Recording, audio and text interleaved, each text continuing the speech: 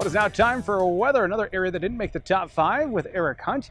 Eric, we're sad you couldn't join us out here at Husker Harvest Days, but since we're at the show this week, curious, what are you seeing down the road as producers are gearing up for harvest? Well, thanks, Bryce. It looks like we're going to stay relatively warm for at least the first half of this next week.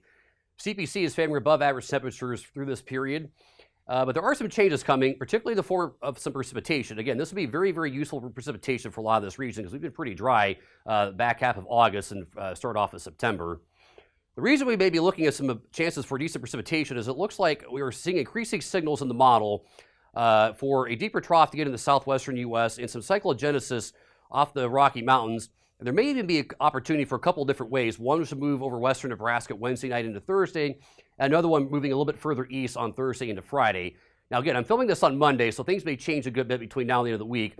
But right now, there is a pretty good chance for a good portion of the state and a lot of the region to pick up more than 1 inch of rain by this next week. Again, this will be very, very welcome rain just given the recent dryness.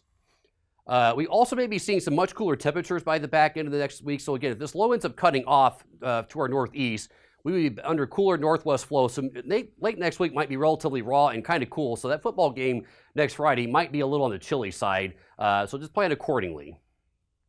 But the reason this rainfall is so important is we actually have been seeing things go downhill a lot in the drought monitors I've been showing you.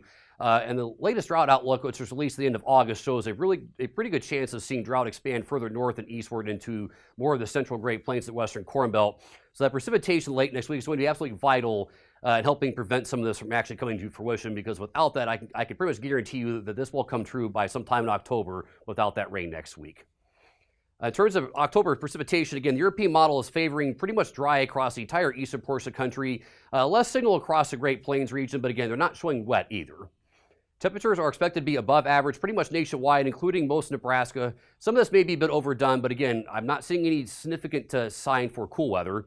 And one of the reasons for this drier, warmer trend in the fall is we do tend to be that way in La Nina. We are basically almost in La Ninas based on the increased easterly trade winds, upwelling, cooler sea surface temperatures here across the central equatorial Pacific. That tends to kind of keep the jet stream back toward the west and a little bit weaker as we head into the fall season. If we look at composites, from years I would call analogs, which are not saying these are perfect, but in terms of years that may be useful, 1999, 2010, 16, 2020, and 2021, we have tended to see a lot of ridging across the western and central U.S.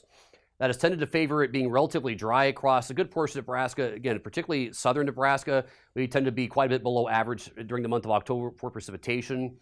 We also tend to be fairly warm. Now, the real warmth tends to be a bit further east and west of us, but again, we are not seeing a cool signal.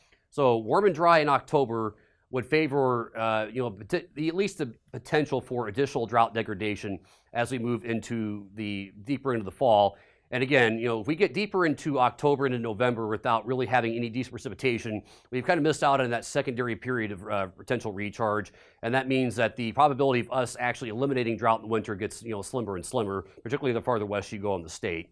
In terms of temperatures and precipitation for the month of August, we range from 92.4 for an average high temperature in Chadron, 80.8 in Albion.